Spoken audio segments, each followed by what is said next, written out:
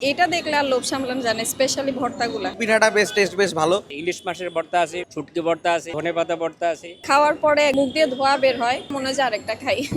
দূর থেকে মানুষ আসে আমার এখানে পিঠা খাওয়ার জন্য। সরিষা, ইলিশ, শুটকি সহ হরেক রকমের টক ঝাল মিষ্টি ভর্তা। বাহারি এসব ভর্তা মাখিয়ে চলছে চিতই পিঠা খাওয়ার ধুম। বিকেল গড়িয়ে সন্ধ্যা নামলেই চট্টগ্রামের আউটার স্টেডিয়াম এলাকায় বাপ-বেটা পিঠাঘর যেন পিঠাপ্রেমীদের উৎসব।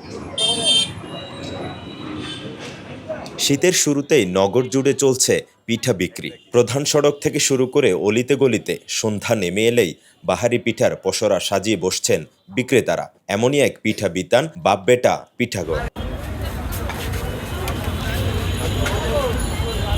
চট্টগ্রাম নগরীর কাজী দেউরি মোড়ে ফুটপাতে বিক্রি হচ্ছে এসব শীতকালীন সুস্বাদু পিঠা। এর মূল আকর্ষণ হরেক রকমের ভর্তা, যা দিয়ে তৃপ্তি মিটিয়ে খাচ্ছেন পিঠাপ্রেমীরা। শীত এবং পিঠা একটা আরেকটার পরিপূরক। কোর্ট থেকে বের হওয়ার পর আমরা প্রায় সময় আমাদের চেম্বারমেটরা আমরা সবাই এখানে আসি, এসে আমরা এই পিঠাগুলা ট্রাই করি। বাঙালির সাথে যে পিঠার সম্পর্কটা, এটা হচ্ছে আদিমকাল থেকে।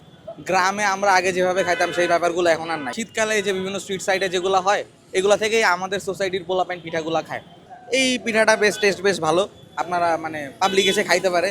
ওভারঅল অনেক রকমের ভর্তা আছে। এই পিঠাটা খেতে খুবই ভালো লাগে, যেহেতু অনেক রকমের ভক্তা আছে, খাইতে খুবই অসাধারণ। ছোট বড়, নারী পুরুষ সহ সব বয়সের মানুষের পছন্দ শীতকালীন এসব পিঠা। তবে অনেকে বলছেন গ্রাম বাংলার এই ঐতিহ্য এখন প্রায় হারিয়ে যাওয়ার পথে। বর্তমান প্রজন্ম ঝুঁকছে ফাস্ট ফুড জাতীয় পশ্চিমা খাবারের প্রতি। দেখতে পেলাম এখানে অনেকে খাচ্ছে, আমিও আসলাম সবার সাথে শেয়ার করার জন্য।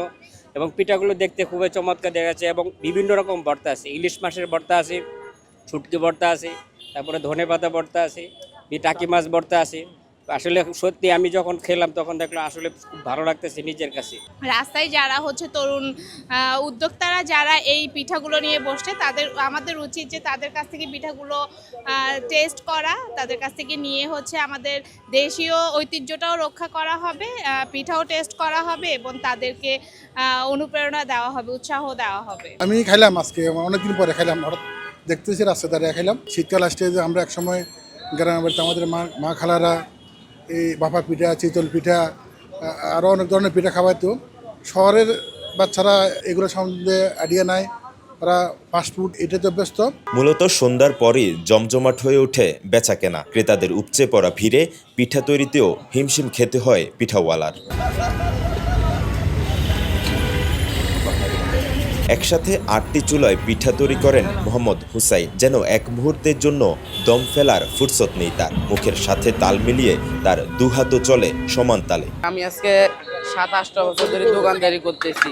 17 আইটেমের ভর্তা আছে। চিনাপরিত কাস্টমার আল্লাহর রহমতে একটু বেশি।